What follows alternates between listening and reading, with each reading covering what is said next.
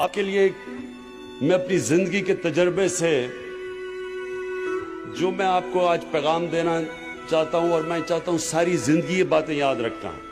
یہ میری ساری زندگی کا تجربہ ہے کہ دیکھیں انسان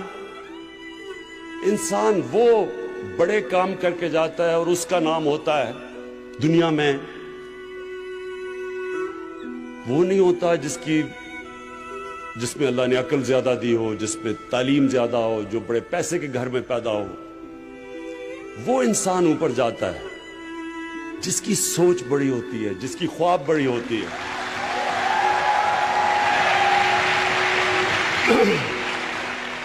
اس لیے آپ سب کے لیے، یا خواتین ہیں یا نوجوان ہیں، سب کے لیے آپ کے کہ یاد رکھنا، بڑی خواب، بڑی سوچ بڑی رکھنا.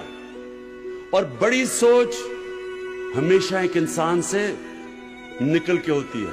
بڑا انسان وہ ہوتا ہے جو اپنے سے باہر نکل آتا ہے، جو اپنی ذات سے باہر نکل آتا ہے.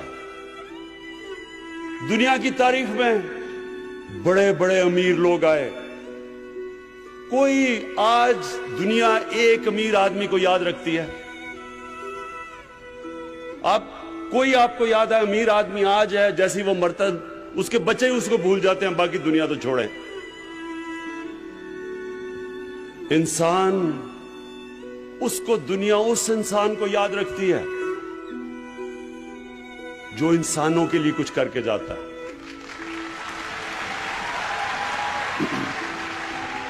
اس لیے جس کو greatest man in human history, جو ایک 100 گریٹسٹ مین کی جو ایک کتاب ہے، اس میں نمبر 1 ہمارے نبی صلی اللہ علیہ وسلم ہے. اور ہمیں قرآن میں کہا گیا کہ ان کی زندگی سے سیکھو. تو ان کی زندگی کیا؟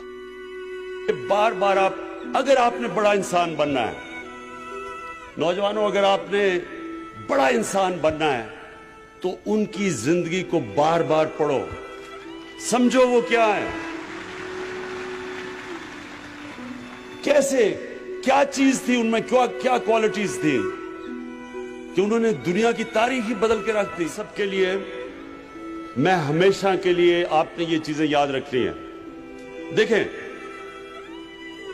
اللہ نے کیوں کہا؟ اللہ نے ان کو اپنا حبیب کہا. انہوں نے کہا ان کی زندگی سے سیکھو. ہم جب بڑے تھے ہمارے اور رول ماڈلز تھے، میرے کرکٹ کے رول ماڈلز تھے، اور راستے میں رول ماڈلز بنتے آئے، پاپ سٹارز تھے وغیرہ وغیرہ. ابھی بھی لوگ جو بزنس میں ہوتے ہیں وہ بل گیٹس کو رول ماڈل بنا لیتے ہیں، یا اور جو سٹیو جابز وغیرہ وغیرہ. لیکن یہ یاد رکھیں کہ یہ کوئی بھی ان کے پیر کی مٹی کے بھی برابر نہیں پہنچ سکتے.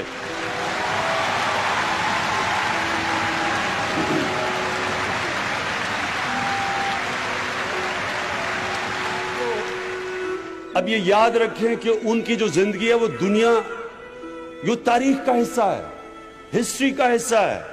ہمیں پتہ ہے وہ کب پیدا ہوئے، کب انہیں ہجرت کی، کب اس دنیا سے پردہ کیا، ایک ایک ڈیٹ پتہ ہے ہمیں. اب میں آپ کو ان ڈیٹ سے بتا رہا ہوں. میں کیوں کہتا ہوں کہ کوئی ان کا مقابلہ نہیں کر سکتا.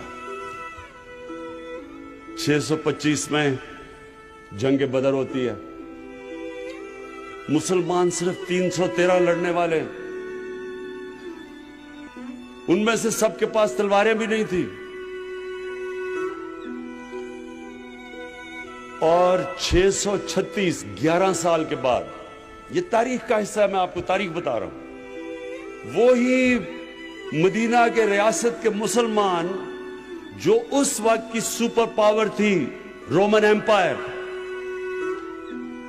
صرف 11 سال کے بعد بدر کے، جدھر صرف 313 لڑنے والے تھے، رومن ایمپائر کی جو بیزنٹائن ایمپائر کی جو سدرن لیجن تھی، وہ 1,00,000 فوجی تھے اور لیٹسٹ ہتھیار تھے ان کے. تو 11 سال کے بعد یارموک کی جنگ میں وہ گھٹنے ٹیک دیتے ہیں مسلمانوں کے سامنے. ایک منٹ بھائی سن لو، یہ، اور میں آپ کو تاریخ بتا رہا ہوں. یہ کوئی گریک میتھولوجی نہیں ہے، یہ تاریخ ہے۔ اور 638 اس کے 2 سال کے بعد جو دوسری سپر پاور تھی پرشین ایمپائر، وہ قدسیہ کی جنگ میں ان کے سامنے گھٹنے ٹیک دیتے ہیں۔ تو 13 سالوں میں جنگ بدر کے 13 سالوں کے بعد وہ دنیا کی سب سے عظیم قوم بن جاتی ہے۔ تو کیا کیا تھا؟ کبھی کوئی آپ نے کہیں ایسی چیز سنی ہے کہ کوئی ایسا انقلاب آیا ہو؟ اور پھر وہ سیولائزیشن اگلے 700 سال تک سب سے بڑے سائنٹسٹ مسلمان تھے، اور وہ دنیا کی سب سے بڑی تہذیب تھی۔ مسلمانوں کا کیریکٹر انہوں نے ایسا بنایا کہ انڈونیشیا اور ملیشیا میں مسلمان تاجروں کو دیکھ کے لوگ مسلمان ہو گئے۔ ایمانداری تھی ان کی، سچائی تھی۔ سو میں یہ جو آپ کو کہہ رہا ہوں یہ آپ نے سمجھنا ہے نوجوانوں، بیکاز فیوچر تو آپ کا ہے۔ تو آپ نے ایک چیز سمجھنی ہے، نمبر 1 سب سے امپورٹنٹ چیز یہ کہ ہمارے نبی صلی اللہ علیہ وسلم نے انسانوں کو بدلا، اور قرآن کی آیت ہے کہ میں کبھی کسی قوم کی حالت نہیں بدلتا جب تک وہ قوم خود اپنی حالت بدلنے کی کوشش نہ کرے۔ یعنی کہ اگر ہم نے نیا پاکستان بنانا ہے تو حکومت ایک طرف کوشش کرے گی اور قوم دوسری طرف کوشش کرے گی، مل